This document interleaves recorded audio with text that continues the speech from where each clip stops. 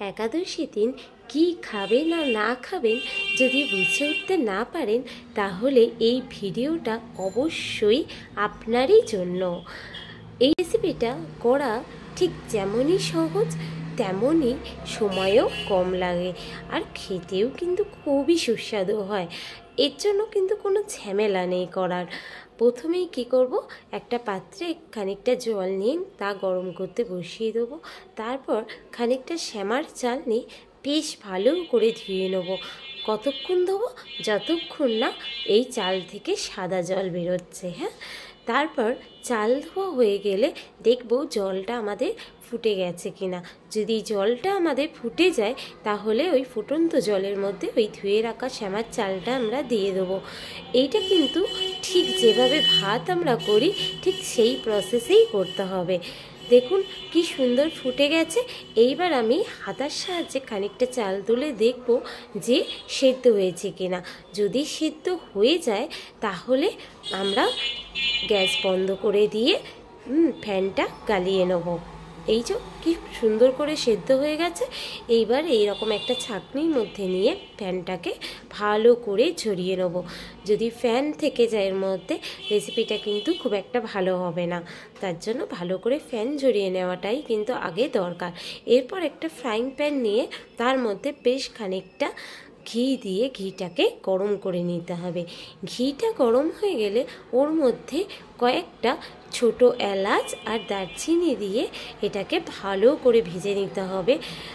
এর মধ্যে থেকে বেশ সুন্দর একটা গন্ধ বেরিয়ে গেলে এর মধ্যে খানিকটা কিশমিশ এবং কাজু বাদাম দিয়ে ভালো করে নাড়াচাড়া করে ভেজে নিতে হবে। জানেন তো, এই রেসিপিটা খেতে কিন্তু এত ভালো হয় কি বলবো।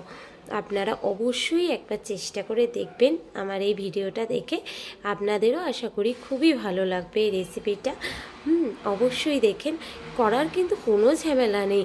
বাড়ির প্রত্যেকেই খেয়ে খুব প্রশংসা করবে। করে দেখেন আমার কথা মতো। এই যে এই কথা বলতে বলতে আমার কাজু বাদাম আর কিশমিশটাও বেশ ভালো করেই ভাজা হয়ে গেছে। তবে এগুলো পুড়িয়ে ফেলা একদমই চলবে না। তারপর ওই ঝরিয়ে রাখা শ্যামার চালটা, মানে ফ্যান ঝরিয়ে রাখা শ্যামার চালটা দিয়ে নেব। এবার হালকা হাতে নাড়াচাড়া করতে হবে। কেন, শ্যামার চালটা এমনিতেই না একটু আঠালো আঠালো হয়। হ্যাঁ, তা ওর জন্য একটু বেশ হালকা হাতে নাড়াচাড়া করে আবার হতে দিতে হবে। তারপর বেশ খানিকটা নুন দিয়ে দিলাম, মানে পরিমাণ মতো। তারপর আবার হালকা হাতে নাড়াচাড়া করতে হবে। খুব নাড়াচাড়া করবেন না, একটু হতে দেবেন। তারপর পরিমাণ মতো চিনি দিয়ে দিতে হবে। হ্যাঁ, এই যে আমি চিনি দিয়ে নিচ্ছি। আমরা আবার শ্যামার পোলাও একটু মিষ্টি বেশি পছন্দ করি। তা আপনারা যদি কম মিষ্টি পছন্দ করেন, অবশ্যই কম মিষ্টি দেবেন। তারপর চিনি আমার দেওয়া হয়ে গেছে। আবার হালকা হাতে নাড়াচাড়া করে নিচ্ছি। বারবার বলছি, এটা কিন্তু বেশি নাড়াচাড়া করা যাবে না, অল্প নাড়াচাড়া করে হতে দেবেন। এই যে চিনিটাও আমার বেশ গলে গেছে, ভালোভাবে মিশে গেছে। এরপর একটু ঘি দিয়ে আমি আমার রান্নাটা শেষ করলাম। দেখুন রান্নাটা আমার হয়ে গেছে। এরপর এটা নামিয়ে রেখে একসঙ্গে খাওয়ার একটা জিনিস আমি বানিয়ে দেখাবো আপনাদেরকে। এটা নাড়িয়ে রেখে দিয়েছি, এটা ঠান্ডা হলেই ঝরঝরে হয়ে যাবে, এটা নিয়ে কোনো চিন্তা নেই। তারপর ফ্রাইং প্যানে সানফ্লাওয়ার অয়েল গরম করতে দিয়ে জিরে ফোড়ন দিয়ে দিলাম। জিরে ভাজা হয়ে যাওয়ার পর তারপর কয়েক টুকরো কাঁচা লঙ্কা দিয়ে কাঁচা লঙ্কাটাকে বেশ খানিকটা নাড়াচাড়া করে ভেজে নিতে হবে। আমাদের কাঁচা লঙ্কা ভাজা হয়ে গেলে আগের থেকে সেদ্ধ করে রাখা আলুগুলোকে দিয়ে দিতে হবে। আলুগুলো দেওয়ার পর পরিমাণ মতো নুন দিয়ে দিতে হবে। নুনটা অবশ্যই সন্দব নুন ব্যবহার করবেন। যেহেতু একাদশীর উপবাস করছেন, তাই সন্দব নুন ব্যবহার করাটাই শ্রেয় আমার মনে হয়। এটা দিয়ে এবার এটাকে ভাজা ভাজা করে নিতে হবে। আলু আমাদের ভাজা ভাজা হয়ে গেলে আপনারা বুঝতে পারবেন। এই যে আলুটা আমাদের ভাজা ভাজা হয়ে গেছে। আলু ভাজা ভাজা হয়ে গেলে সামান্য গোলমরিচের গুঁড়ো দিয়ে আমরা একটু নাড়াচাড়া করেই আমাদের এই রান্নাটা শেষ করব। এটা কিন্তু ওই শ্যামার পোলাওয়ের সঙ্গে খেতে বড়ই ভালো লাগে।